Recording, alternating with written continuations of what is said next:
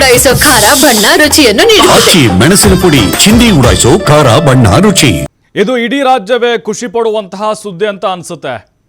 5 ವರ್ಷದ ಬಾಲಕಿಯ ಕಿಡ್ನಾಪ್ ಮತ್ತು ಕೊಲೆ ಪ್ರಕರಣಕ್ಕೆ ಸಂಬಂಧಪಟ್ಟಂತೆ ಪೊಲೀಸರ ಗುಂಡೇಟಿಗೆ ಬಲಿಯಾಗಿದ್ದಾನೆ ಕೊಲೆ ಆರೋಪಿ. ಕಾಯ್ತಾ ಇದ್ರು ಹುಬ್ಬಳ್ಳಿ ಜನ ಅಷ್ಟೇ ಅಲ್ಲ, ಇಡೀ ರಾಜ್ಯದ ಜನ.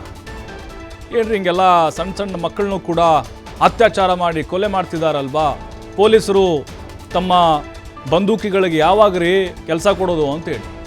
ಬಿಹಾರ ಮೂಲದ ಆರೋಪಿ ರಕ್ಷಿತ್ ಕ್ರಾಂತಿ ನೋಡಿ, ಆರೋಪಿ ರಕ್ಷಿತ್ ಕ್ರಾಂತಿ ಹುಬ್ಬಳ್ಳಿಯ ಹೊರವಲಯದ ರಾಯನಾಳ ಬ್ರಿಡ್ಜ್ ಬಳಿ ಫೈರಿಂಗ್ ನಡೆದಿದೆ. ಹುಬ್ಬಳ್ಳಿಯ ಅಶೋಕನಗರದ ಪೊಲೀಸರು ಆರೋಪಿಗೆ ಗುಂಡೇಟು ಕೊಟ್ಟಿದ್ದಾರೆ. ಬಂಧನದ ವೇಳೆ ಪರಾರಿಯಾಗಲು ಯತ್ನಿಸಿದಾಗ ಫೈರ್ ಮಾಡಿದ್ದಾರೆ ಆರೋಪಿಗೆ.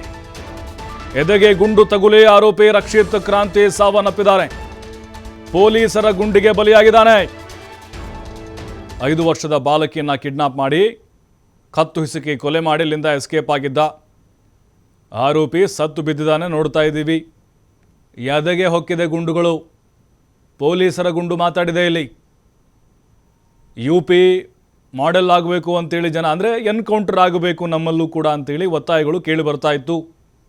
ಈಗ ಆ ಆರೋಪಿಯನ್ನು ರಕ್ಷಿತ್ ಕ್ರಾಂತಿಯನ್ನು ಪೊಲೀಸರು ಸೆದೆ ಬಡ್ದಿದ್ದಾರೆ, ಗುಂಡೇಟು ಕೊಟ್ಟಿದ್ದಾರೆ. ಬಲಿಯಾಗಿದ್ದಾನೆ ಆರೋಪಿ ರಕ್ಷಿತ್ ಕ್ರಾಂತಿ. ಹುಬ್ಬಳ್ಳಿಯ ಅಶೋಕನಗರ ಠಾಣೆ ಪೊಲೀಸರು ಕ್ರಾಂತಿ ಮಾಡಿದ್ದಾರೆ ಈಗ.